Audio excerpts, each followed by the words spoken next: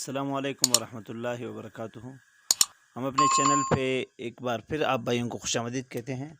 आज आप भाइयों को बता देंगे कि आप अपने वीडियोस को ऑडियो में किस तरह से कन्वर्ट कर सकते हैं। तो बहुत ही आसान तरीका है फ्रेंड्स। सबसे पहले आपने प्ले स्टोर में जाना है।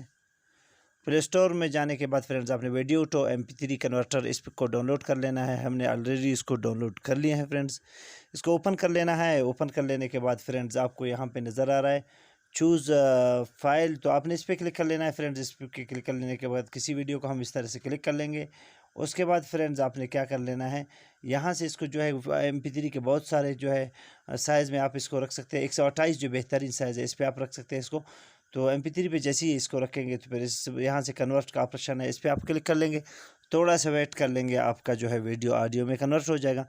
हम थोड़ा सा फ्रेंड्स वेट कर लेते हैं जब तक हमारा वीडियो कंप्लीट हो जाए तो इस दौरान हम आपको बताते चलें कि अगर अभी तक आपने हमारा चैनल सब्सक्राइब नहीं किया, प्लीज़ हमारे चैनल को सब्सक्राइब कीजिए ताकि हमारे हर नए आने वाली वीडियो से लुत्फ़अंदोज़ हों फ्रेंड्स, और आपको बहुत सारी बेशुमार मालूमात हासिल हो सके इससे।